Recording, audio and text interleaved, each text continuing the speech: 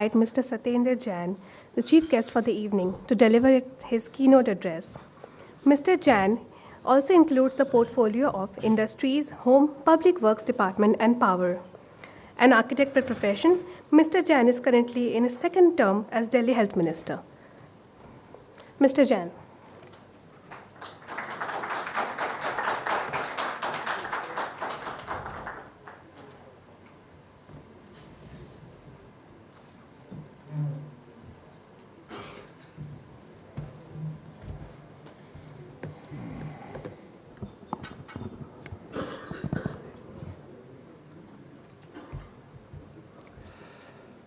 Good evening.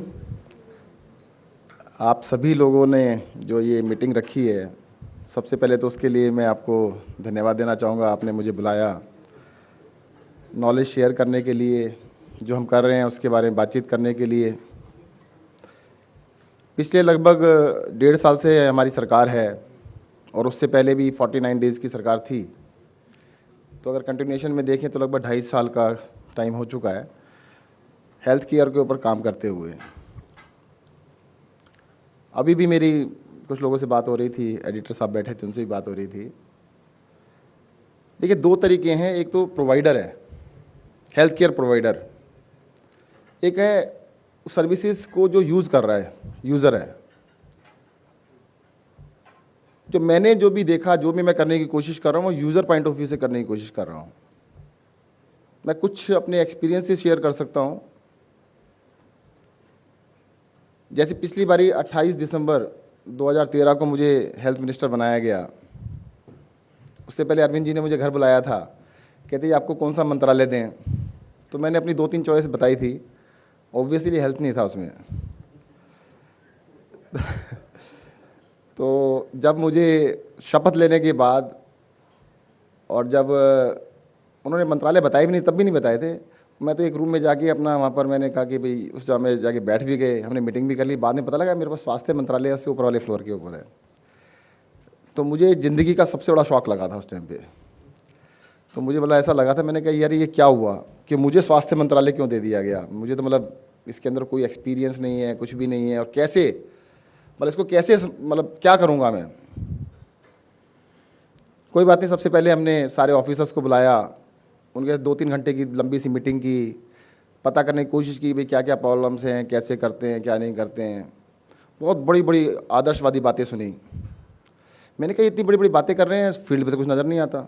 उनके हिसाब से तो कोई बीमार होना ही नहीं चाहिए, ये तो सब कुछ दे रहे हैं, ऐसा तो नहीं लगता।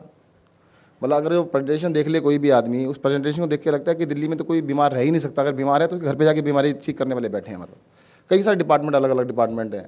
एक वर्टिकल में कोई काम कर रहा है, दूसरे वर्टिकल में कोई काम कर रहा है, तीसरे में कोई काम कर रहा है, और हर चीज़ पे काम हो रहा है। दुनिया की कोई चीज़ आप बता दीजिए जिस पे काम नहीं हो रहा, सब पे काम हो रहा है। फिर मैंने सोचा 8 बज गए, मैंने चलो ऐसा करते हैं कुछ हॉस्पिटल में घूम के आते हैं। तो मैंने स्टार्ट किया। अपना फर्स्ट एक्सपीरियंस बताता हूँ अपना एज हेल्थ मिनिस्टर। सबसे पहले मैं लोकनायक हॉस्पिटल के इमरजेंसी में गया। वहाँ पर क्योंकि पहला दिन था और पहली बारी आम आदमी की सरकार बनी थी, तो बहुत सारा मीडिया पीछे पीछे, उनको पता नहीं कहाँ से पता लगा, तो वो गाड़ी के पीछे लगे हुए थे। मतलब वो देख रहे सभी मिनिस्टर्स के पीछे थे, मेरे पीछे बहुत ज़्यादा ही थे, तो वो भी पहुँच गए बहुत सारे। तो मैंने गेट पे जब इमरजेंसी में पहुँचे, भाई मीडिया अंदर नहीं जाएगा, उनसे रिक्वेस्ट की, खैर वो मान भी गए। मैं अंदर गया। इम्प्रेशन मेरे दिमाग में ऐसा था कि अस्पताल के अंदर जाएंगे, जाते लोग मेरे पीछे पड़ेंगे, कहेंगे जी यहाँ पर ये कमी है, ये कमी है, वो कमी है, ऐसा हो गया, वैसा हो गया। पर मेरे लिए वो ज़िंदगी का पहला मतलब ये समझिएगा एक्सपीरियंस था। पेशेंट्स से मिला मैं, पेशेंट्स के रिश्तेदारों से मिला, डॉक्टर्स की बड़ी तारीफ़ करी उन्होंने। मतलब बहुत बड़ी, मतलब मेरे लिए एक तरह से डिस्कवरी थी। कमियां क्या निकाली, देखिए एक बेड पे 2-3 मरीज लेटे हुए हैं, दवाई नहीं मिलती, सफाई नहीं है। अब उसमें जितनी भी चादर नहीं है जी, ख़राब हो गई तो दूसरी चादर नहीं है। मतलब एडमिनिस्ट्रेटिव प्रॉब्लम्स थी, मैनेजमेंट की प्रॉब्लम्स थी। मैं बाहर आया, जो बात थी वो असली बात अब बताता हूँ। मैंने बाहर आके सबसे पहला सेंटेंस दिया कि भाई डॉक्टर्स के काम से लोग खुश हैं। तो मुझसे मीडिया वाले कहते हैं कि कमी बताइए, कमी क्या है। मैंने कहा भाई आप किसी की तारीफ़ नहीं सुन सकते क्या? अगर इस देश के अंदर देखो क्या होता है कि हर जगह पर, हर इंसान में, हर सिस्टम के अंदर, हर जगह पर अच्छाई भी है, बुराई भी है। अगर स्पॉटलाइट जिस तरफ डालेंगे हम, उसी को बढ़ावा मिलेगा। हम लोग हमेशा कमियां ढूंढते रहते हैं, इसके अंदर क्या कमी रह गई, उसमें क्या कमी रह गई, इसमें क्या कमी रह गई। तो वो कहते हैं कमी बताओ, कमी क्या रह गई। मैंने कमी सारी मेरी रह गई कि मैंने यहाँ पर फैसिलिटीज़ प्रॉपर नहीं दी। जो लोग काम कर रहे हैं, जिन कंडीशंस में काम कर रहे हैं, वो तो अच्छा करने की कोशिश कर रहे हैं। अगर दवाई नहीं मिलेगी तो अल्टीमेटली वो क्या करेगा। तो मेरे लिए पहला एक्सपीरियंस था वो। उसके बाद हम दूसरे हॉस्पिटल गए, तीसरे गए, चौथे गए, रात को 2 बजे तक सारे हॉस्पिटल में घूमते रहे। देखा काफ़ी हालात कई जगह, मतलब अप टू मार्क तो नहीं कह सकते हैं, कई जगह ठीक थी, कई जगह बहुत गड़बड़ भी थी।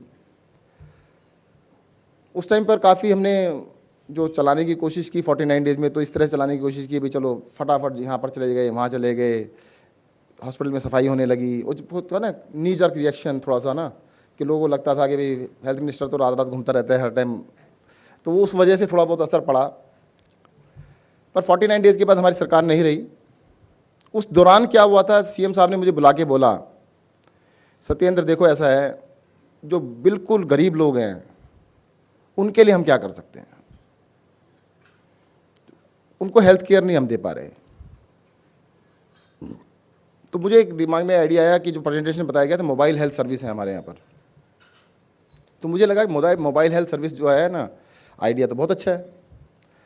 मैंने उनको बुलाया तो पता लगा मोबाइल हेल्थ सर्विस में एक ओमनी गाड़ी के अंदर, जो मारुति ओमनी नहीं होती, उसके अंदर वो कुछ दवाइयाँ रख के 2-3 आदमी लोग बैठ के चले जाते हैं, बाहर कुर्सियाँ लगा के बैठ जाते हैं और अपना थोड़ी सी दवाइयाँ बांट के आ जाते हैं। मैंने कहा ये तो ठीक नहीं है, पर फिर भी मैंने कहा एज ए कॉन्सेप्ट बहुत अच्छी चीज़ है। तो हमने सोचा कि भाई सभी जितने भी हमारी स्लम्स हैं, सभी जगह पर अगर हम कोई अच्छी सी मोबाइल वैन बना के क्लिनिक बना लें और सब जगह डेली अगर चले जाएं, तो शायद ये प्रॉब्लम सॉल्व हो सकती है। तो हमने जैसे काफ़ी लोगों से बातचीत की, तो एक ट्रायल किया कि एक अच्छी सी मोबाइल वैन क्लिनिक लिया, किसी से रेडीमेड था, तो हमने उसका ट्रायल किया। ट्रायल फेल हो गया।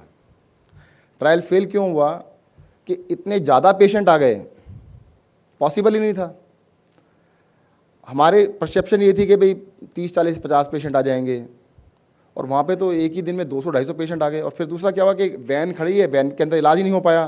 फिर बाहर हमने टेबल्स लगवाई, कुर्सियाँ लगवाई, वहाँ पर चल रहा है, तो काफ़ी बड़ा वो तो तामझाम हो गया, तो फेल था।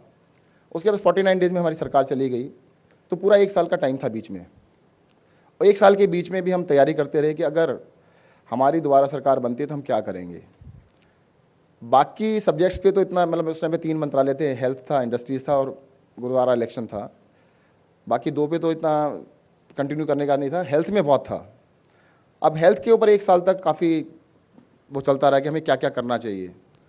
वैसे भी मैं थोड़ा सा ना बचपन से ही मेरे साथ रही है कि हवाई किले बनाता रहता हूँ। तो जब छोटा था तो घर में कहते थे हवाई किले बनाता रहता है, कभी काम भी किया अगर। तो मैंने कहा काम करने का मौका मिला है तो शायद कर लेंगे। तो हमने एक आइडिया बनाया। आइडिया कैसे था, यूज़र पॉइंट ऑफ व्यू से था। जब मैं छोटा था, हमारे जहाँ पर रहते थे एक डॉक्टर साहब होते थे, एक कंपाउंडर होते थे। तो डॉक्टर और कंपाउंडर का सिस्टम चला करता था और वो बहुत सालों तक चलता था, अब शायद कम हो गया है।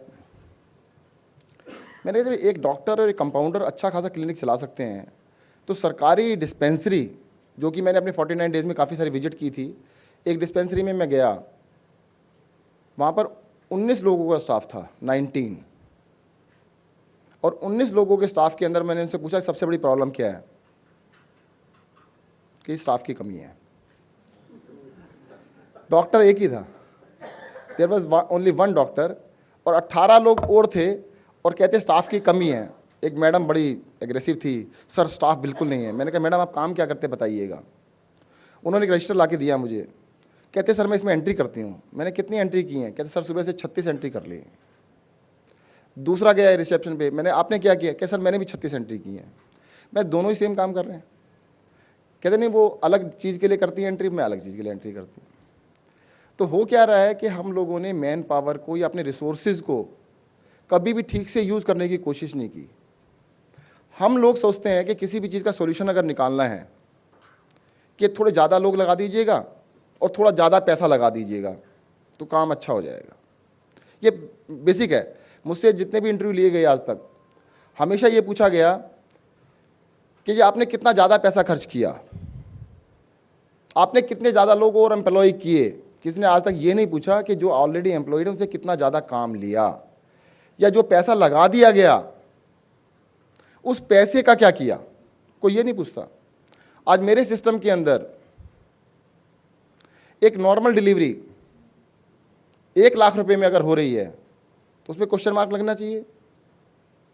कांति नगर के अंदर हमारा एक हॉस्पिटल था, अब नहीं है, 30 बेडेड हॉस्पिटल था जी, ओनली फॉर MCH, और वहाँ पर नॉर्मल डिलीवरी होती थी, सिजेरियन नहीं करते थे वो लोग। 18 से 20 डॉक्टर थे वहाँ पर, मतलब 20 पोस्ट थी, कभी 18 होते थे, कभी 19 होते थे, कभी 20 होते थे। खूब सारा स्टाफ भी था, और महीने भर में, मैं दिन की बात नहीं कर रहा हूँ, महीने भर में 18 से 20 डिलीवरी होती थी। अब उसके ऊपर कभी किसी ने क्वेश्चन नहीं किया। क्वेश्चन किन बातों पे होता है कि ये आप पैसा कितना खर्च कर रहे हैं। मैंने कहा जी उसके ऊपर तो साल के अंदर हम करोड़ों में खर्च कर रहे हैं, 1-2 करोड़ और खर्च कर देते हैं। कोई ये नहीं पूछेगा भाई डिलीवरी जो 18 होती थी उनकी 200 क्यों नहीं होती। मैंने उस हॉस्पिटल को बंद कर दिया। एज ए पॉलिटिशियन बड़ा मुश्किल है, कोई सोच भी नहीं सकता कि एक रनिंग हॉस्पिटल को आप बंद कर सकते हैं। उसको मैंने बंद कर दिया और पॉली क्लिनिक में कन्वर्ट कर दिया।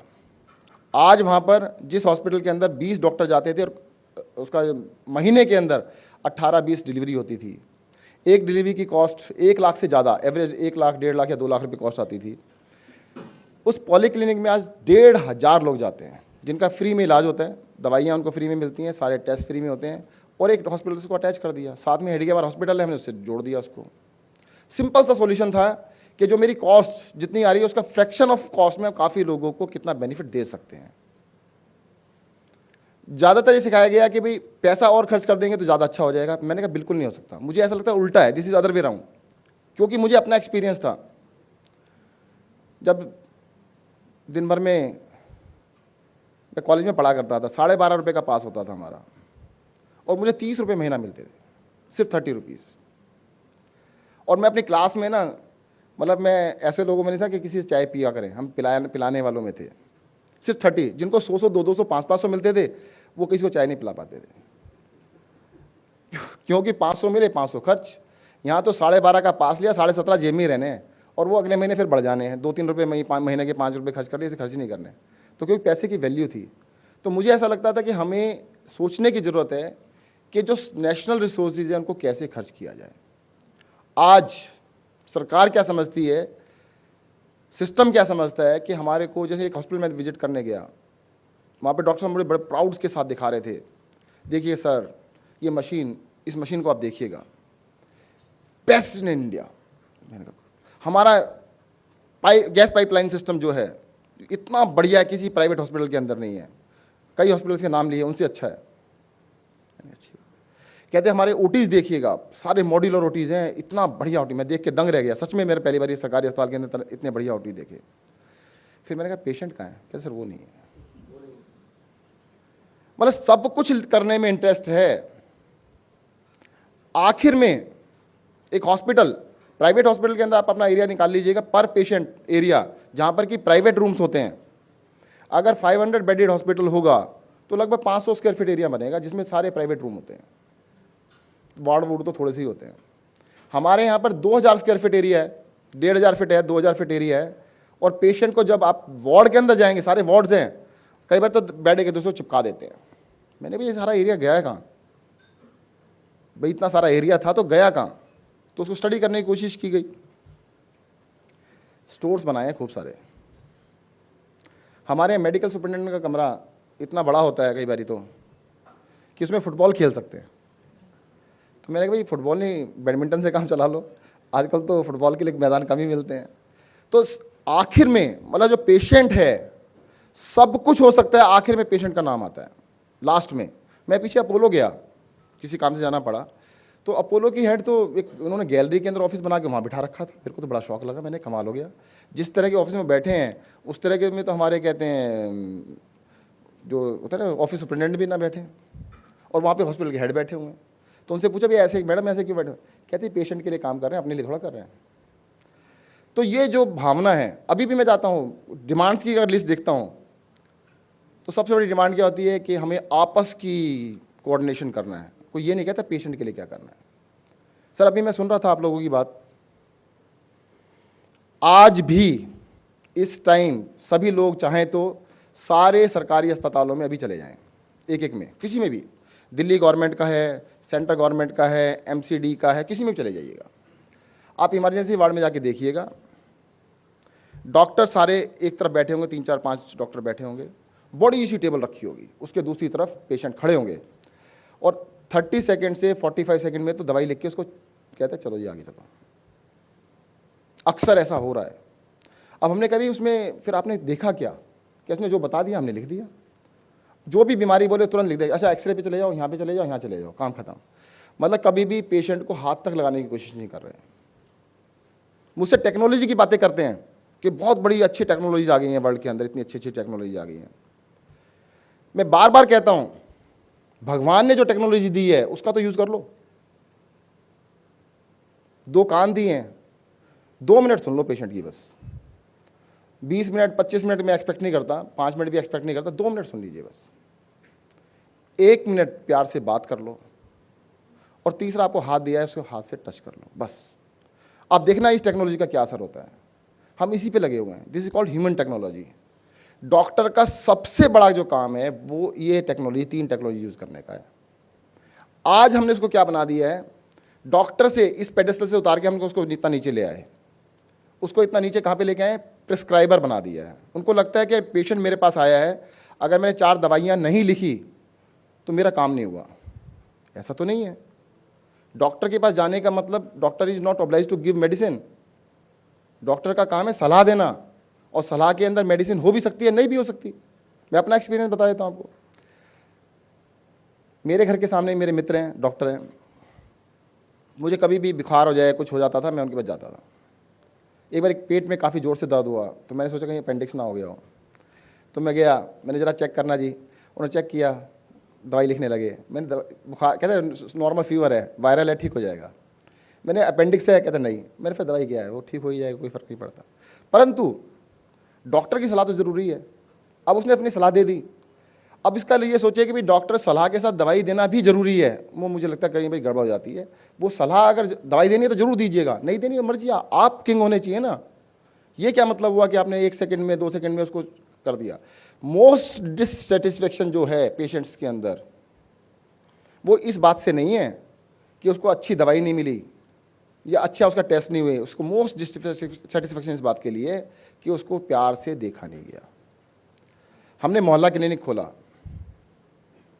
मोहल्ला क्लिनिक में एक पेशेंट आया जो दिल्ली के सभी बड़े बड़े अस्पतालों में दिखा चुका था, प्राइवेट में भी, सरकारी में भी। उसके बाद वो मोहल्ला क्लिनिक में दिखाने के लिए, अपने बच्चे को दिखाने के लिए आया। कहते ये मोहल्ला क्लिनिक का बहुत नाम सुना है और मेरे बच्चे का इलाज कहीं नहीं हो पा रहा है, आप इसका इलाज कर दो। उन डॉक्टर साहब ने उनकी बात सुनी, ध्यान से सुनी, और कहा कि नहीं, आपके बेटे का इलाज नहीं हो सकता। सिर्फ यही कहा कि इसका इलाज नहीं हो सकता, पर बात पूरी ध्यान से सुन ली और उसको समझा दिया कि देखो जी, आप आते रहिएगा, कोई दिक्कत नहीं, मेरे पास आते रहिए जब आपका मन करे। मैं आपको देखो ये सलाह दे रहा हूँ, थोड़ी थोड़ी लाइफ स्टाइल की चीज़ें ध्यान रख लीजिएगा। He was totally satisfied. कहते किसी ने समझाया तो उसी बैठा के, वरना उसको यहाँ से वहाँ भेज दिया, वहाँ से वहाँ भेज दिया, वहाँ से वहाँ भेज दिया। आज मोहल्ला क्लिनिक में क्या हो रहा है, मोहल्ला क्लिनिक्स को जो मैंने बनाना, जो सोचा गया, जो कंसेप्ट लिया गया, उसका कंसेप्ट यही था कि लोगों को टच एंड फील, उनको एक कांटेक्ट बने, डॉक्टर का और पेशेंट का आपस में संबंध बने। होता क्या है हमारे हॉस्पिटल में, सरकारी की बताता हूँ आपको, 2 चीज़ें हैं, एक तो बहुत ज़्यादा है और एक बहुत कम है। एक 200 बेडेड हॉस्पिटल के अंदर पेशेंट 200 होते हैं। अगर मैं 100% ऑक्यूपेंसी मान लेता हूँ, 200 पेशेंट, एक पेशेंट के साथ आप 3 या 4 अटेंडर लगा लिए, पूरे दिन के अंदर आए, कभी कोई आएगा कभी कोई आएगा, तो 1000 लोगों का फुटफॉल मान लीजिएगा। एक वहाँ पर इमरजेंसी होती है जिसमें 300-400 लोग आते हैं पूरे दिन में, उसके साथ 4-5 लोग आते हैं, तो 2000 लोगों का फुटफॉल वो हो गया। 3000 लोगों का फुटफॉल है। साथ में ओपीडी है जिसका नंबर है 3500, 4000। 4000 ओपीडी के साथ कम से कम 8000 लोग और भी साथ में आते हैं। एक तरफ आपका क्रिटिकल फुटफॉल है वो 3,000 है, दूसरी तरफ 12,000 का फुटफॉल है जो कि ओपीडी का है। अब 15,000 लोग एक हॉस्पिटल के अंदर आ रहे हैं, तो पूरा हॉस्पिटल सिस्टम क्या बन गया है, एक बहुत बड़ी ओपीडी बन के रह गया है। हमारे हॉस्पिटल्स के अंदर आप देखेंगे क्या आयरनी है कि शाम के 4 बजे के बाद आपको ऐसा लगेगा हॉस्पिटल तो बंद हो गई, छुट्टी हो गई। ये अस्पताल तो ऐसे नहीं होते कि अस्पताल के अंदर जैसे स्कूल लगा और 1 बजे छुट्टी हो गई, ऐसा नहीं चलता। आज जूनियर डॉक्टर्स खुद डिमांड कर रहे हैं कि भाई राउंड द क्लॉक अगर इमरजेंसी है तो उसमें सीनियर डॉक्टर भी होना चाहिए। आज जितने भी इमरजेंसीज हैं उनको हमारे JR SR चला रहे हैं, वहाँ पर कोई भी एक भी डॉक्टर नहीं होता। हम कोशिश कर रहे हैं, चेंज करने की काफ़ी तैयारी चल रही है। अगर वहाँ पर 80% फुटफॉल ऐसा है जो ओपीडी में है तो उसको कम किया जा सकता है, और जैसे ही उसको हम कम करते हैं तो मुझे लगता है जो क्रिटिकल पेशेंट्स हैं उनकी केयर पे ध्यान दिया जा सकता है। हमारे पास रिसोर्सेज की कमी बिल्कुल नहीं है। बहुत सारे लोग कहते हैं कि इस गवर्नमेंट के अंदर रिसोर्सेज की कमी है, मैं इस बात को बिल्कुल सहमत नहीं हूँ। रिसोर्सेज वेस्ट किए जाते हैं, इसके लिए मैं सहमत हूँ। डॉक्टर्स देखिएगा कितनी मुश्किल से एक डॉक्टर बनता है इस देश के अंदर। 5.5 साल MBBS करने में लगते हैं, फिर 3-4 साल MD करते हैं, फिर SRship करते हैं, कितने साल पढ़ते पढ़ते पढ़ते पढ़ते वो डॉक्टर बनता है। और उन डॉक्टर्स को हम इतनी बेदर्दी से बेरहमी से यूज़ करते हैं, लगता है कि डॉक्टर है ही नहीं। हमारे सिस्टम में दिल्ली सरकार के पास लगभग 10,000 डॉक्टर्स हैं, दिल्ली शहर के अंदर 50,000 डॉक्टर हैं, और किसी भी इंटरनेशनल नॉर्म के हिसाब से 50,000 डॉक्टर कम नहीं है, परंतु 50,000 में से आधे से ज़्यादा सरकार में है, मोर देन 50% इन गवर्नमेंट। तो हमारे पास रिसोर्सेज की कमी नहीं है, पैसे की कमी भी नहीं है, पैसा भी खूब खर्च कर रहे हैं, पैसा भी बहुत खर्च किया जाता है। एक बेड सरकार के अंदर, एक बेड को पर नाइट खर्चा जो हमारा आता है वो 7,000 रुपये से लेकर 13,000 रुपये तक का है, जबकि हम सेकेंडरी केयर देते हैं, सुपर स्पेशलिटी की बात नहीं कर रहा मैं। तो 7,000 से 13,000 तक का खर्चा है, तो एवरेज 10,000 रुपये पर डे। तो 10,000 रुपये बहुत एग्जॉर्बिडेंट कॉस्ट है, काफ़ी ज़्यादा कॉस्ट है, मुझे ऐसा लगता है। अगर किसी पेशेंट को 10 दिन रख लिया गया तो 1 लाख तो सरकार ने खर्च कर दिया उसके ऊपर। तो हमें देखने की ज़रूरत है कि कैसे इन रिसोर्सेज को ठीक से यूज़ किया जाए। एक हॉस्पिटल है 100 बेडेड, 100 बेडेड हॉस्पिटल के अंदर सारे डिपार्टमेंट हैं, all departments are there. Orthopaedic department भी है, उसके अंदर पीडियाट्रिक भी है, गायनेकोलॉजी भी है, मेडिसिन भी है, सारे डिपार्टमेंट हैं वहाँ पर। और डॉक्टर्स जो फुल टाइम डॉक्टर्स हैं 120 डॉक्टर हैं फुल टाइम। उसके बावजूद भी ज़्यादातर पेशेंट्स को इमरजेंसी से रेफ़र किया जाता है। क्यों? क्योंकि हमने सर्विसेज का मतलब ये समझ लिया है कि हम लोग 50 साल पहले जो सिस्टम बना, 60 साल पहले जो सिस्टम बना, हम उसको बिल्कुल एक मान के बैठ गए, इसमें कोई इंप्रूवमेंट हो ही नहीं सकती। हम उसको सिर्फ प्रोटेक्ट करने के लिए आए, उसको इंप्रूव करने नहीं आए। प्राइवेट ने कर लिया है, प्राइवेट वाले लोग काफ़ी आगे निकल चुके हैं। मैं बल्कि जब हमने मोहल्ला क्लिनिक का कॉन्सेप्ट बनाया उससे पहले पूरे संसार के हेल्थ सिस्टम्स को हमने स्टडी किया था। अमेरिका का भी किया, क्यूबा, ब्राज़ील, स्विट्ज़रलैंड, काफ़ी सारे देशों के स्टडी किए। तो पता लगा कि भाई अमेरिका का तो अच्छा नहीं लगा मुझे। अमेरिका का सिस्टम वो ये जैसा जिसको हम कॉपी कर रहे हैं कि put in more money, put in more money, put in more efforts, उसी पे ध्यान देते हैं। मुझे लगता है वो तो हम नहीं कर सकते। अगर इस देश का सारी कमाई भी लगा दें तो भी हेल्थ केयर हम नहीं दे सकते। एक सज्जन मेरे पास आए, उसके बारे में, किडनी डिजीज़ के बारे में काफ़ी डिटेल में कहते सबकी जिम्मेदारी सरकार को लेनी चाहिए, सबका ऑपरेशन कराएं। मैंने कहा खर्चा कितना आएगा? जब डिटेल में किया गया तो लगभग 10,000 करोड़ रुपये एक साल का बनता था। तो मैंने कहा एक डिजीज़ के ऊपर 10,000 करोड़ रुपये अगर खर्च करें और 40,000 करोड़ का बजट है, तो अगर 4-5 डिजीज़ ले लेंगे सब कुछ खत्म हो जाएगा। तो ये तो कोई रास्ता है नहीं। उस रास्ते को हमने देखने की ज़रूरत है कि हम कैसे जो गिवन रिसोर्सेज हैं उन रिसोर्सेज को कैसे अच्छी तरह यूज़ करें। मेरी हॉस्पिटल में एक OPD का खर्चा जो आता है, हॉस्पिटल में हम OPD करते ज़्यादातर, अभी मुझे जो खर्चा आता है, सरकार को जो खर्चा आता है, लगभग 600 रुपये आता है एक OPD को अटेंड करने का। हमने कहा 600 रुपये जो खर्चा आता है, पेशेंट को क्या खर्चा आता है? कहते फ्री होता है। मैंने ऐसा तो नहीं है। पेशेंट्स के इंटरव्यू किए गए, पेशेंट सरकारी अस्पताल जाता है, घर के साथ अस्पताल नहीं है, कोई 10 किलोमीटर दूर है, कोई 5 किलोमीटर है, कोई 20 किलोमीटर दूर है। वो बस में भी जाते हैं, कई बार ऑटो से जाना पड़ता है, वो किराया लगता है उसका। अकेला नहीं जाता, 2 या 3 लोग जाते हैं साथ में, उन सब का किराया लगता है। पहले दिन जाते हैं, डॉक्टर साहब को दिखाते हैं, डॉक्टर साहब पहले 3-4 घंटे बाद नंबर आता है उसका। जब वो टेस्ट लिखते हैं तो पता लगा टेस्ट तो आज नहीं होंगे, वो तो कल आएंगे। अगले दिन फिर आते हैं, टेस्ट कराते हैं, टेस्ट कराने कहते हैं रिपोर्ट शाम को आइए या कल आइएगा। फिर अगले दिन आते हैं, फिर रिपोर्ट लेते हैं, डॉक्टर साहब को फिर से दिखाते हैं। तो मुझे कॉस्ट कितनी पड़ी, 2 बारी उन्होंने ओपीडी में दिखाया तो मेरे को 1200 रुपये कॉस्ट हो गई, और उनको 3 बारी आना पड़ा, उनको भी 200, 300, 400 रुपये डायरेक्ट कॉस्ट आ गई, प्लस 3 दिन की दिहाड़ी गई, गरीब आदमी है तो दोनों को कॉस्ट पड़ रही है बहुत ज़्यादा। अब जो मोहल्ला क्लिनिक हमने कॉन्सेप्ट बनाया, हमने कभी इसको ऐसा करते हैं, हम प्राइमरी हेल्थ केयर को उनके घर के पास ले जाते हैं। सिंपल सा लॉजिक है भाई। अगर हम ये कहें कि पूरे देश के जितने भी मरीज हैं सबको चेन्नई जाना पड़ेगा ओपीडी के लिए, वो तो कोई इलाज नहीं है। कोई सारे देश के इकट्ठे कर लो, चेन्नई में ओपीडी होगी, वो तो नहीं चल सकता। तो बेसिक हेल्थ केयर घर के पास ले जाओ। मेरी जो कॉस्ट आ रही है, हम 105 मोहल्ला क्लिनिक चला रहे हैं, उसको काफ़ी एक्सटेंसिवली हमने स्टडी किया है। हमारे सारे टेस्ट फ्री हैं वहाँ पर, दवाइयाँ फ्री हैं और डॉक्टर हैं। हमारी जो कॉस्ट आ रही है लगभग 100 से लेकर 110 रुपये के करीब बीच में आ रही है एवरेज। 600 नहीं, 1200 या 600। किसी को एक ही बारी में दवाई मिल जाती है, किसी को 2 बारी में मिलती है, तो मैं एवरेज 900 रुपये मान सकता हूँ। जो 900 रुपये वाली ओपीडी थी वो 100 रुपये पे आ गई, और पब्लिक का जो एक हैसल था वो ख़त्म हो गया। आज हमारे मोहल्ला क्लिनिक के अंदर सबसे ज़्यादा आने वाले लोग कौन हैं? महिलाएं, बुजुर्ग और बच्चे। उनके भी इंटरव्यू किए मैंने, ऐसा क्या हुआ कि भाई ऐसा क्या कारण है। महिलाओं ने कहा कि भाई पहले तो क्या होता था, बीमार है तो कहते कोई चल जाएगा। आज घर के सामने मोहल्ला क्लिनिक, चले जाओ दिखा लो। 2 लड़कियां, उनको मुंह में छाले थे, एक लड़की को डॉक्टर के पास गई, छाले दिखाए। तो ये बात देखिएगा, उस चीज़ के लिए प्राइवेट डॉक्टर के पास भी वो नहीं जाते कभी भी। जो पैसे होते तब भी नहीं जाते, कहते छोड़ो ना, क्या करना है।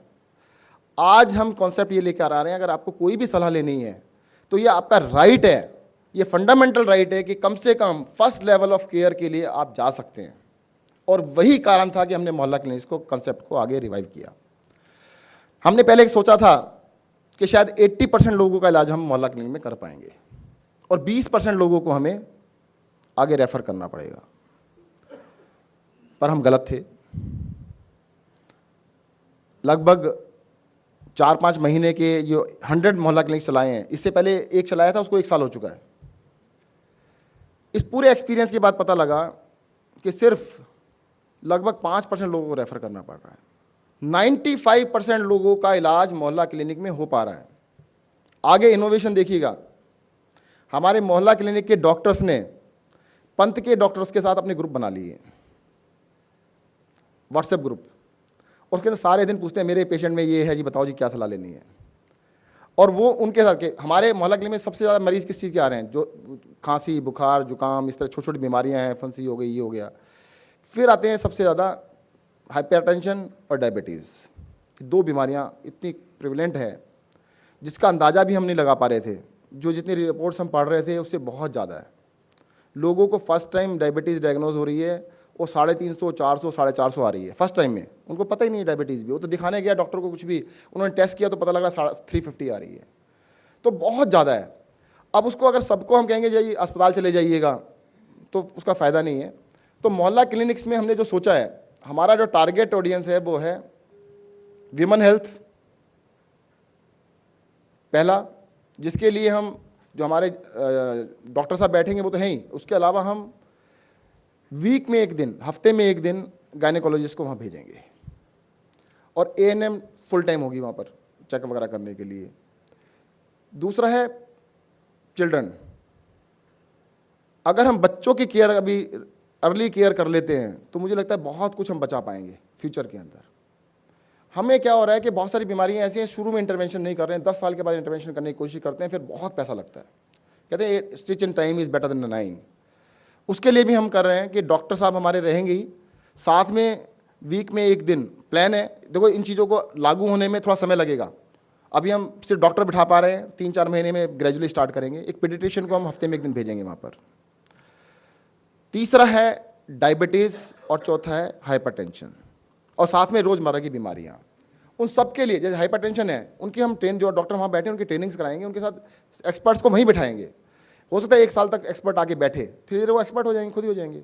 साथ में टेलीमेडिसिन का बहुत यूज़ किया जाता है, पर दिल्ली शहर के अंदर मुझे बड़े प्रेजेंटेशन दिखाए गए कि भाई टेलीमेडिसिन आप स्टार्ट कर लीजिएगा।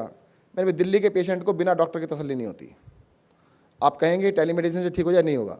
अब हम जो हमारे डॉक्टर वहाँ पर बैठेंगे उनको हम एक्सपर्ट के साथ हमेशा कनेक्ट करके रखेंगे। जितने भी टाइम वो देख रहे हैं, अगर हार्ट स्पेशलिस्ट है तो उससे भी डायरेक्ट रहेगा। और दूसरा हम चाह रहे हैं नेक्स्ट फेज़ के अंदर सभी में हम ईसीजी लगा देंगे। अगर कोई पेशेंट आता है तो उसका तुरंत ईसीजी लेके आप कार्डियोलॉजिस्ट से बात कर सकते हैं कि भाई हाँ वाकई में इसको अस्पताल भेजने की ज़रूरत है या इसको कुछ दिक्कत नहीं है। तो जितने भी चीज़ें इंटरवेंशन कर रहे हैं सारा टेक्नोलॉजी का यूज़ करने की कोशिश कर रहे हैं हम लोग कि 100% टेक्नोलॉजी ड्रिवन होना चाहिए। आज हमें बिल्कुल नहीं पता होता कि कहाँ पर क्या बीमारी है। हम एक दिन में लगभग 1 लाख ओपीडी देखते हैं अभी भी पूरे सिस्टम के अंदर दिल्ली सरकार की तरफ से, पर हम ये नहीं बता सकते कि 1 लाख ओपीडीज़ के अंदर आज कितने पेशेंट किस चीज़ के थे। कोई सिस्टम नहीं है। हम ये नहीं बता सकते कि कोई बीमारी फैलने वाली है तो कहाँ से स्टार्ट हुई है, कोई अंदाज़ा नहीं है हमें। तो दिल्ली का सारा हेल्थ केयर सिस्टम हम कंप्यूटराइज कर रहे हैं। स्टार्ट हम मोहल्ला क्लिनिक से कर रहे हैं, 100% डिजिटल करेंगे।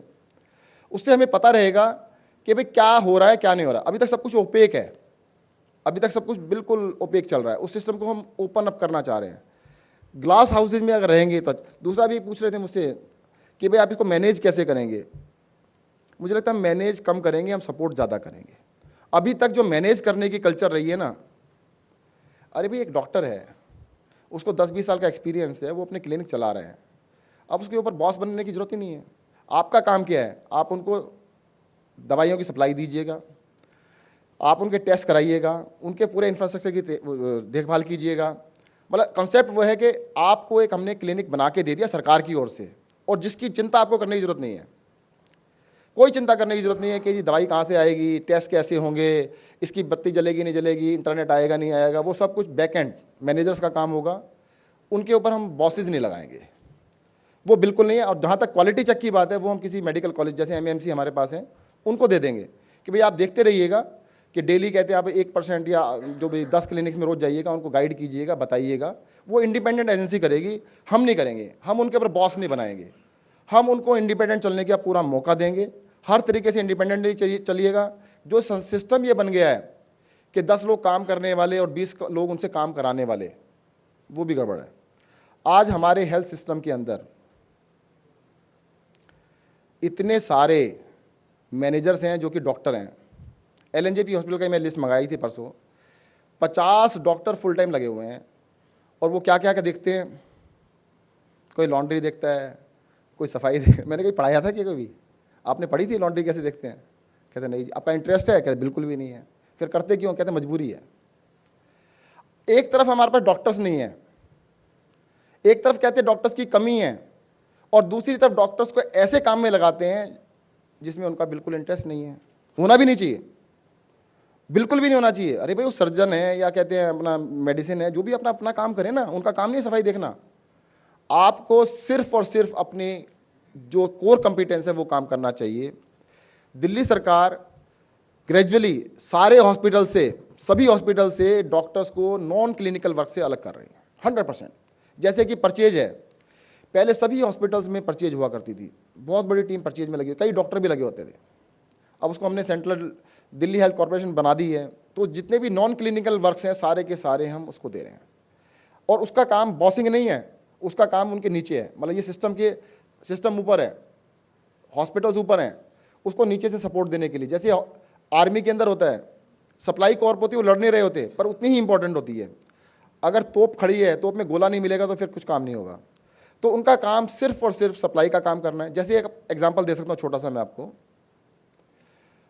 हमारे यहाँ पर मेडिसिन स्टोर्स हैं, हॉस्पिटल में मेडिसिन दी जाती है। हमने उसका सर्वे किया, 87 करोड़ रुपीस पर एनम हम सिर्फ सैलरी में खर्च करते हैं जो उसको मैनेज कर रहे हैं। 87 करोड़ रुपए। ट्रांसपोर्टेशन अलग है। हमने 1-2 लोगों से प्रेजेंटेशन ली, भाई बड़ी बड़ी कंपनियां हैं जो आजकल लॉजिस्टिक्स का काम करती हैं, तो हमने पूछा भाई ये सारा सिस्टम अगर प्राइवेट से कराएं तो कितना खर्चा आएगा? कहते ज़्यादा 20 करोड़। आज हमारे सिस्टम के अंदर अगर कोई दवाई ख़त्म हो जाए तो उसको दोबारा लेने के लिए 1-2 महीने लग ही जाते हैं। मैंने कहा जी अगर सेंट्रल वेयर हाउस बना दें तो आप कितने घंटे में दवाई पहुंचा देंगे? 4 घंटे के अंदर। 4 घंटे की गारंटी लेते हैं। अगर सिस्टम को स्मार्ट और अच्छा बना देते हैं, कॉस्ट 20% रह जाती है, तो क्यों नहीं करा जाए? तो उसको हम कर रहे हैं। काफ़ी सारे स्ट्रक्चरल चेंजेस करने का प्लान चल रहा है। बहुत सारी चीज़ें आगे बढ़ चुकी हैं। कुछ चीज़ें ऐसी होती हैं कि जैसे हमने कहा दवाई हम सबको मुफ्त देंगे, 1 फरवरी से हमने लागू कर दिया। कई सारे लोग कहते हैं जी आपको पहले प्लान करना चाहिए 1 साल 2 साल। सर प्लान किया गया, ऐसा नहीं किया गया। 2 महीने प्लानिंग कर ली, पर उसको फिर कर दीजिएगा। वेट नहीं कर सकते। इम्पेशेंस है, थोड़ी सी कह सकते हैं इम्पेशेंस है। जैसे मोहल्ला क्लिनिक की बात थी, कॉन्सेप्ट आया, मैंने सबको बताया कि भाई मैं ऐसे ऐसे करूँगा। अब मैंने कहा मुझसे पूछा गया कि कितने खोलोगे? मैंने कहा 1000। तो 1000 का नंबर सुन के सबको लगता था यार 1000 तो कुछ गड़बड़ है। तो मैंने एक बना के दिखाया। जब एक बन गया, अरविंद केजरीवाल जी साथ गए मेरे देखने के लिए, उन्होंने देखा तो उन्होंने उसी दिन कहा कि आप फर्स्ट फेज़ में 1000 खोलेंगे। फर्स्ट फेज़ में, पहले ये था कि भाई आप 2-3 फेज़ में खोलेंगे, कहते नहीं फर्स्ट फेज़ में 1000 खोलेंगे। और उसकी पूरी तैयारी चल रही है। अब क्या होता है कि ज़्यादातर लोग, सरकार के अंदर होता क्या है, मैं अंदर की बातें शेयर कर रहा हूँ आपसे। सरकार में ये कहा जाता है कि 100 आउट ऑफ 100 होने चाहिए ऑन पेपर। पेपर के ऊपर सब कुछ 100 में से 100 नंबर, परफेक्ट सिस्टम होना चाहिए। प्रैक्टिकली कहते 0 भी चलेगा, उससे कोई फर्क नहीं पड़ता। मैं थोड़ा सा इससे इत्तेफाक नहीं रखता। मैं कहता हूं कि 90 आउट ऑफ 100, 95 आउट ऑफ 100 भी चलेगा, परंतु दोनों जगह, प्रैक्टिकली भी और थ्योरेटिकली भी। मोहल्ला क्लिनिक का एक्सपीरियंस शेयर करता हूँ। जब सबसे पहले हमारे यहाँ प्रेजेंटेशन हुई तो कई लोग कहते ये तो पॉसिबल ही नहीं है। मैंने कहा क्यों? कहते जी नेशनल हेल्थ मिशन में लिखा हुआ है प्राइमरी हेल्थ सेंटर के अंदर ये 8 चीज़ें होनी जरूरी होती हैं। अगर ये नहीं हो तो प्राइमरी हेल्थ सेंटर हो ही नहीं सकता। तो मैंने कहा क्या करना चाहिए? कहते इसके अंदर ये भी होना चाहिए, इसके अंदर ये भी होना चाहिए, ये भी होना चाहिए। मैंने ये सब तो आपने कर रखा है, पहले डिस्पेंसरी बना तो रखी है, वहाँ पे 19 लोग रखे तो हैं। 5 करोड़ बनाने में लगते हैं, एक बिल्डिंग बनाने में 5 करोड़ लगा देते हो, बनने में 5 साल लग जाते हैं, 4-5 साल लग जाते हैं। उसका रनिंग एक्सपेंडिचर कितना ज़्यादा आता है, वो सब तो आप कर रहे हैं। क्या सर वही करना पड़ेगा? मैंने ऐसा करते हैं, हम 8 में से ना सर्विसेज 6.5 कर देते हैं। कहते फिर ये वो नहीं कहलाएगा। मैंने कहा मैं तो नाम रख ही नहीं रहा उसका नाम। मैंने को सेंटर नहीं, सब सेंटर मान लो आप। कहते फिर चल जाएगा, कोई बात नहीं। अब मतलब उन्होंने कहा कि भाई ये प्राइमरी हेल्थ सेंटर की डेफिनेशन में नहीं आता, इसको छोड़ दो, कोई बात नहीं, इनको करने दो। परंतु हाँ, जब थोड़ा चला तो अब कहते हैं नहीं, ये हमने कहा था ना ये अच्छी चीज़ है, तो ठीक है, अब तो सभी कहेंगे। एक एग्जाम्पल मैं जरूर शेयर करना चाहूँगा आपसे मोहल्ला क्लिनिक के ऊपर ही। एक पॉलिटिकल एडवाइज़र मेरे पास आए, मोहल्ला क्लिनिक की काफ़ी सफलता देख के, किसी रेफरेंस से थे। उन्होंने मुझे कहा कि भाई देखिए आप मोहल्ला क्लिनिक बना रहे हैं, बहुत अच्छी बात है, this is a very good concept. अब आपको इसको कैसे करना चाहिए मैं आपको बताता हूँ। मैंने बताइए, आप पहले साल में 50 खोलिएगा, 2016 के अंदर 50 खोलिएगा, 17 में 50, 18 में 50, और सॉरी 18 में 17 में 100, उसके अगले साल 100, उससे अगले साल फिर 100, फिर इलेक्शन आ जाएंगे, 350 खुल गए। तो अब आप कहिएगा जी फिर से वोट दो तो 1000 बनाएंगे। तो मैंने कहा नहीं जी, इसी साल 2016 के अंत तक 31 दिसंबर तक 1000 बनाएंगे। कहता आपको पॉलिटिक्स आती नहीं। मैंने हमें सीखनी भी नहीं है। होता क्या है कि लोग काम को पॉलिटिक्स से मिक्स कर देते हैं। सर जनता ने आपको काम करने के लिए चुना है, पॉलिटिक्स करने के लिए नहीं। पॉलिटिक्स कर लेंगे, इलेक्शन होगा, इलेक्शन के टाइम पे पॉलिटिक्स कर लेंगे। और हमारे यहाँ तो बड़ा डिवीजन ऑफ वर्क बिल्कुल क्लियर है। अरविंद केजरीवाल जी ने कह रखा है कि भैया पॉलिटिक्स में अकेला ही काफ़ी हूँ, तुम काम करो।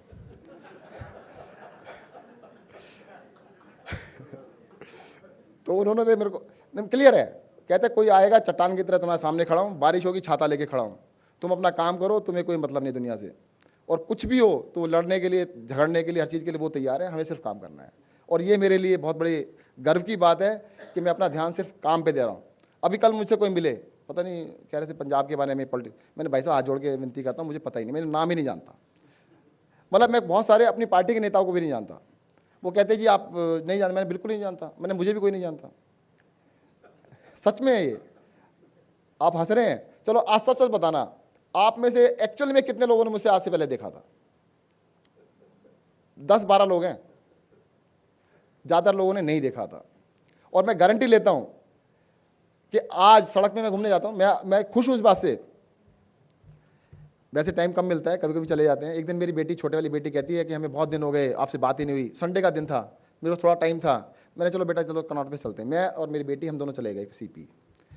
हम आउटर सर्कल में घूम रहे थे, तो हम 1.5-2 घंटे घूमे आराम से, किसी ने नहीं पहचाना। तो ये मेरे लिए सुकून की बात है कि लोग मुझे अभी भी पहचानते नहीं हैं, नाम से ज़रूर जानते हैं, शकल से नहीं पहचानते। परंतु एक सज्जन मिल गए, उससे पहले दिन जैसे आपका कॉन्फ्रेंस चल रहा है, मैंने वहाँ भाषण दिया था, वो अहमदाबाद से थे। वो आके उन्होंने पकड़ लिया मुझे, सर मैं तो कमाल हो गया, आप ऐसे घूम रहे हैं। मैंने क्यों, क्या हुआ? क्या सोच भी नहीं सकते कि एक मंत्री ऐसे घूम रहा हो सड़क पे? मैंने कहा भाई ऐसा है, हम मंत्री काम करने के लिए बने थे, अपने साथ ये फौज लेके चलने वाले नहीं बने हम। और मेरे पर्सनल लाइफ भी जो है उसकी भी इम्पोर्टेंस है। अगर हम अपने साथ इतना दिखावा करेंगे, इतना वो ताम झाम लेके चलेंगे, फिर तो हम वही नेता ही बन जाएंगे ना। और नेता बन गए तो फिर क्या करेंगे? फिर उनकी सलाह मान लेंगे, जो 350 वाले थे ना, वो हमने नहीं मानने। अभी हेल्थ केयर के अंदर में मोटी मोटी जो चीज़ें हम करने जा रहे हैं, 2 मिनट के अंदर बता देता हूँ। एक तो मोहल्ला क्लिनिक 1000 खोलने जा रहे हैं, हमारा टारगेट है इस साल के अंत तक। कुछ लोग उनका काफ़ी विरोध भी कर रहे हैं, वो उनका फ़र्ज़ है, करना भी चाहिए। उससे और कुछ नहीं होता, हमारा प्रचार होता है। मैं तुमसे बार बार कहता हूँ खूब रोज़ करो, रोज़ झंडे लेके पहुँच जाओ जी आप, कि मोहल्ला क्लिनिक बंद करो, ये करो वो करो। कहते वहाँ नहीं करेंगे। क्या क्यों? कहते वहाँ तो पब्लिक मारेगी। कहते मीडिया में करेंगे भाई जाके। तो वो जाके विरोध जो करते हैं मीडिया में करते हैं। मैंने कहा मोहल्ला क्लिनिक के सामने भी कर लो, वहाँ नहीं करते। पॉली क्लिनिक नेक्स्ट लेवल हम बना रहे हैं। पॉली क्लिनिक हमारा अभी 100 खोलने का विचार है। उसके अंदर सारे कंसल्टेंट बैठेंगे, एक्सरे मशीन होगी, अल्ट्रासाउंड मशीन वहीं पर होगी, सब जगह हम खोलने जा रहे हैं। परंतु मोहल्ला क्लिनिक के बाद हमने ट्रायल के लिए अभी 23 मोहल्ला पॉली क्लिनिक खोल चुके हैं। बट एक्सपीरियंस से ये पता लगा कि जब तक मोहल्ला क्लिनिक इन प्लेस नहीं होंगे, रेफरल सिस्टम नहीं बनेगा, तो मोहल्ला क्लिनिक के बाद पॉली क्लिनिक्स। थर्ड लेवल है हमारा हॉस्पिटल्स। हॉस्पिटल्स के हम 3 हिस्से कर रहे हैं। डे केयर हॉस्पिटल, आज हमारी बहुत सारी सर्विसेज ऐसी हैं जो दिन में ही होती हैं, खत्म हो जाती हैं, परंतु राउंड तक लोग मेंटेन करते हैं उसको। हम तो हम बहुत सारी सर्विस को दिन में ही कर लेंगे, खत्म, उसको बंद कर ताला कर देंगे। तो ये 8 घंटे काम है या 10 घंटे काम है या 12 घंटे काम है, उसको ताला लगा दो। आज होता क्या है कि वो रात को काम तो कुछ नहीं होता और दुकान हमारी खुली होती है।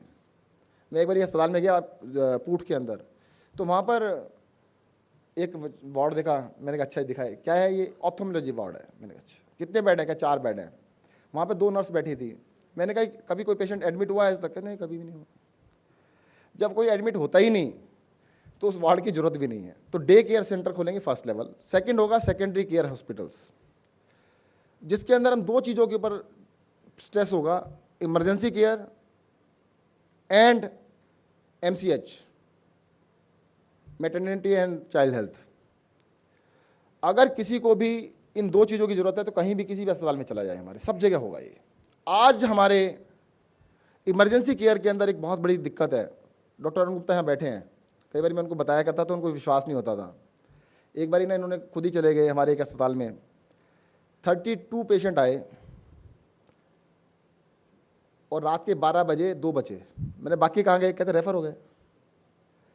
तो मैंने भाई ये अस्पताल खोल रखे हैं हमने, रेफरल सेंटर खोल रखे हैं कि वहाँ पर जितने भी पेशेंट आते हैं सबको ही रेफर करके भेज देते हैं और वहाँ भी एंट्री हो जाती है, वहाँ भी एंट्री हो जाती है। मुझे तो ऐसा लगता है पेशेंट डबल हो जाता है, नंबर्स डबल हो जाता है। हम इमरजेंसी केयर जहाँ पर भी हो सकती है सभी अस्पताल में इमरजेंसी केयर। अगर आपको चोट लग गई, एक्सीडेंट हो गया, आपको कहते सीने में दर्द है, कुछ भी है, तो आप अस्पताल में गए, अस्पताल में जाने के बाद आप छोटे से नर्सिंग होम में जाओ, वो कहीं नहीं भेजता आपको, वो इलाज करता है। हमारे यहाँ रेफर कर देते हैं और रेफरल में ये गेम चलती रहती है, वहाँ से रेफर किया वहाँ पर, वहाँ से कहते हैं वहाँ पर, वहाँ से बेचारा मर जाता है। तो इसको ख़त्म करेंगे। और नेक्स्ट लेवल होगा हमारा सुपर स्पेशलिटी हॉस्पिटल, सिर्फ 5 बनाएंगे दिल्ली में। मुझे ऐसा लगता है दिल्ली को, सरकार को जितना नीचे की केयर उस पर ज़्यादा ध्यान देना चाहिए, जितना ऊपर जाएँ वो मुझे लगता है हमें प्राइवेट के ऊपर छोड़ना चाहिए, क्योंकि हम उसके अंदर बहुत ही इनएफिशिएंट है यूज़ करने में। हमारे यहाँ सिस्टम्स ऐसे हैं कि हर चीज़ के लिए हमें फुल टाइम लोग चाहिए होते हैं, कई के लोग चाहिए होते हैं। प्राइवेट वालों का सिस्टम मैं देख रहा हूँ, वो सबको एम्पैनल किया हुआ है। पेशेंट आता है, इधर से फ़ोन करते हैं, इधर तैयारी हो रही थी, डॉक्टर साहब आ जाते हैं। और हमारे यहाँ कि जब पेशेंट होता तब डॉक्टर साहब नहीं होते और कहते हैं वैसे हमारे रोल के ऊपर कई होते हैं। तो उस सिस्टम को मुझे लगता है वो ज़्यादा एफिशिएंटली चला रहे हैं। 5 हम बड़े हॉस्पिटल जो हैं, प्लान्ड वर्क वहाँ पे होगा। जैसे आपको घुटना बदलना है, घुटने का ऑपरेशन करना है, आज हमारे सभी हॉस्पिटल्स में हो सकता है, सभी में। अब ये बताइएगा कोई राजा हरिश्चंद्र हॉस्पिटल नरेला में अपना घुटना बदलवाएगा? कभी भी नहीं बदलवाएगा। वो किसी बड़े अस्पताल में जाना चाहेगा। तो हमारे पास 5 बड़े बड़े अस्पताल हैं ना भाई साहब, वहाँ चले जाओ। तो प्लान्ड वर्क वहाँ पे करेंगे, अनप्लान्ड वर्क हम सब जगह करेंगे। इसके साथ साथ सभी हॉस्पिटल्स को हम रेनोवेट कर रहे हैं। बेसिक जो सिस्टम है, सारे अस्पतालों को एयर कंडीशन कर रहे हैं, बेसिक केयर का लेवल अप कर रहे हैं। प्राइवेट में और हमारे हॉस्पिटल में, जो अच्छे प्राइवेट हॉस्पिटल्स हैं उनमें और हमारों में एक ही फ़र्क नज़र आएगा आपको, वो सिर्फ होगा प्राइवेट रूम। प्राइवेट रूम नहीं होगा हमारे यहाँ, सिर्फ वार्ड होंगे। चपड़ासी से लेके संतरी से लेकर मंत्री तक सबके लिए एक ही लेवल होगा। ओनली 1 क्लास, मेट्रो क्लास, कोई डबल क्लास नहीं होगी। अभी तक होता क्या रहा है कि जब से 20 साल पहले, 25 साल पहले प्राइवेट रूम कल्चर आया है, इसने सरकारी अस्पताल को बर्बाद कर दिया। हुआ क्या, बड़े बड़े अस्पतालों में मंत्रियों के लिए, उनके रिश्तेदारों के लिए, बड़े बड़े अफसरों के लिए, खुद के डॉक्टरों के लिए प्राइवेट वार्ड बन गए, प्राइवेट रूम बन गए। पेशेंट भाड़ में जाए। उन्होंने तो कभी देखा ही नहीं पेशेंट की हालत क्या है। सर, अगर आपने टॉयलेट 2 बना दिए, स्टाफ के लिए अलग और पेशेंट के लिए अलग, तो पेशेंट टॉयलेट कभी साफ़ ही नहीं होगा। हमने तो कहा ये वार्ड बना दो, कभी ना कभी तो बड़ा अफसर भी आके लेटना पड़ेगा, उसके रिश्तेदार को आना पड़ेगा, किसी मंत्री को लेटना पड़ सकता है, उसके रिश्तेदार को लेटना पड़ सकता है, तो अपने आप सब कुछ ठीक रहेगा। तो सबको एक ही लेवल पर लेके आ रहे हैं सारे। दिल्ली के सभी हॉस्पिटल्स के अंदर प्रोफेशनल मैनेजर्स लगा रहे हैं। डॉक्टर्स को हम उन कामों से हटा रहे हैं जो कि प्रोफेशनली उनको नहीं करने चाहिए। पूरे हेल्थ केयर सिस्टम को हम कंप्यूटराइज करने जा रहे हैं। हो क्या रहा है कि सब कुछ ओपेक है, कुछ भी नहीं पता लगता क्या हो रहा है। जो बता दे महीने के बाद कि ऐसा किया वैसा किया, वो बस मानना पड़ता है। इसके अलावा दिल्ली सरकार के हॉस्पिटल में हम इंसेंटिव स्कीम लेके आ रहे हैं। भाई, आपकी जो सैलरी है वो तो आपका राइट है, वो तो हम कुछ नहीं कर सकते, वो तो आपको मिलेगी। बट अगर आप काम ज़्यादा करेंगे तो आपको ज़्यादा मिलेगा। हम वो इंसेंटिव स्कीम लेके आ रहे हैं ताकि डॉक्टर्स में, स्टाफ के अंदर एक वो आए कि भाई हम ज़्यादा काम कर लेते हैं और इससे लगता है फ़र्क पड़ेगा। आज तक कहते रहे कि कैरेट एंड स्टिक, उसकी जगह हम carrot and carrot, double carrot वाली स्कीम लेके आ रहे हैं। स्टिक से कुछ नहीं होना, डबल कैरेट होगी कि भाई आप इतना ऊँचे होंगे, सिंगल कैरेट ऊपर जाओगे डबल कैरेट मिलेगी आपको। तो वो हम लेके आ रहे हैं। सिस्टम के अंदर ट्रेनिंग के ऊपर काफ़ी ध्यान दिया जाएगा। अभी हमने फर्स्ट बैच अपना IIM अहमदाबाद के साथ टाइप किया। 35 मैनेजर्स को हमने भेजा, डॉक्टर्स को भेजा वहाँ पर। उनको ये बड़ी अच्छी बात हुई। मैं भी खुद गया था वहाँ पर। जो लास्ट डे मैं गया तो सबसे खुशी की बात ये हुई कि जो बातें मैं बोलता था सारी बातें उन्होंने भी उनको समझा दी। वो भी पैसे की बात कर रहे थे उनसे कि हर चीज़ का आपको पता होना चाहिए क्या कॉस्ट आती है आपको। अच्छा, हमारे यहाँ तो कभी किसी ने पैसे की बात ही नहीं करी। उनको लगता था ये मंत्री पता नहीं कैसा कि पैसे की बात करता है हमेशा। तो IIM वालों ने भी ये समझाया कि हर चीज़ की कॉस्ट पता होनी चाहिए आपको, क्या कॉस्ट आ रही है। दूसरी चीज़ उन्होंने उनको समझाया कि नंबर से डरो मत, नंबर्स की वो करो कि जितने बीमार आ रहे हैं उतना ही तुम्हारा काम चलेगा, नहीं तो नहीं चलेगा। आज हमारे यहाँ रिपल्स करते हैं, भागो यहाँ से जाओ। भाई, जो आ गया उसका इलाज करो, उसका इलाज ना करना तो कोई लॉजिक नहीं है। तो सबकी ट्रेनिंग पे ध्यान दिया जाएगा। बहुत अच्छा टैलेंट है हमारे पास, टैलेंट की कोई कमी नहीं है। और हमारे यहाँ से निकले हुए लोग ही कई सारे तो यहीं बैठे हैं, वो बाहर जाके शाइनिंग स्टार होते हैं। तो वो जब हमारे अंदर है तभी बनाते हैं स्टार उनको। तो उसके बाद ध्यान देंगे, जितने लोग हमारे पास हैं उनको स्टार बनाने की कोशिश करेंगे। दिल्ली का हेल्थ केयर की सिस्टम, मुझे पूरी आशा है कि आने वाले 2 साल के अंदर रिफॉर्म हो जाएगा, चेंज हो जाएगा। आज अखबार में एक बहुत बड़ी आर्टिकल आया है, MRI के ऊपर, शायद फ्रंट पेज पे किसी अखबार में आया है कि दिल्ली सरकार के पास एक ही MRI है। हाँ जी, बिल्कुल है, एक है। तो पिछले 20-25 साल में एक ही लगी है ना, वही है। परंतु हमने 5 MRI का टेंडर अभी ऑलरेडी किया हुआ है। आप में से कुछ लोगों को पता होगा, 10 CT स्कैन मशीन का और 5 MRI का। और वो परंतु हम PPP मॉडल पे करेंगे, हम नहीं चला सकते। कुछ चीज़ों में मैंने मान लिया, देख लिया है कि हमारे बस की नहीं है, हम कर ही नहीं सकते और करना भी नहीं चाहिए। ऐसा भी नहीं कि हम करके कुछ अच्छा कर लेंगे। तो 5 MRI मशीन और 10 CT स्कैन मशीन का हमने टेंडर किया हुआ है। आप लोग क्योंकि इंडस्ट्री के लोग हैं, थोड़ा सा उसके लिए पुश करिएगा, ज़्यादातर लोग उसमें अप्लाई करें ताकि पब्लिक सर्विस हम तो फ्री में कर रहे हैं, हम किसी एक पैसा भी नहीं लेंगे। भाई जो हमारे पास पेशेंट आ गया उसका MRI अब 2018 की डेट मिल रही है, कहते 2018 की डेट मिल रही है, पहले 1 साल की मिलती थी, अब 2 साल की मिलती है, अब फ्री में होता है, पहले 4,000 रुपये में होता था। तो अब उसके हम रास्ता निकाल रहे हैं कि हम एक की जगह 6 मशीनें कर रहे हैं, ताकि लोगों का जो 1 साल का नंबर था वो 1 महीने में आ जाए, 2 महीने में आ जाए। कम पड़ेंगे तो और लगा देंगे, परंतु 5 इसलिए लगा रहे हैं ऐसा ना हो जाए कि भाई ओवर सप्लाई हो जाए, पर लगता नहीं है ओवर सप्लाई तो नहीं होगी, अभी भी 2-3 महीने का शायद वेटिंग रहेगा। तो हम 5 MRI मशीनें और जैसे हमने पहले सोचा था कि मैं सारे टेस्ट अपने यहीं पे करूंगा, उसके लिए भी हम टेंडरिंग कर रहे हैं। जैसे मोहल्ला क्लिनिक में काफ़ी सफल रहा है कि हमने प्राइवेट से कराए, तो वो काफ़ी सफल रहा है हमारे लिए, क्योंकि हमारे यहाँ पर बहुत कॉस्ट आती है, बहुत ज़्यादा cost, management cost is very high हमारे यहाँ पर।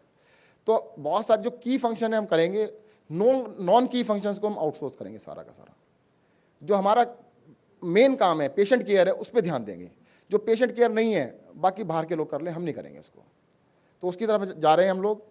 और आप लोग जो भी सुझाव देंगे, जिस तरह के भी सुझाव देंगे, आपके सभी सुझाव पे हम अमल करेंगे। ऐसी मीटिंग्स में मैं बार बार इसलिए आता रहता हूँ कि कुछ ना कुछ सीखने को मिलता है, समझने के लिए मिलता है। तो आप लोगों ने बुलाया, बहुत अच्छा लगा, धन्यवाद, थैंक यू, जय हिंद।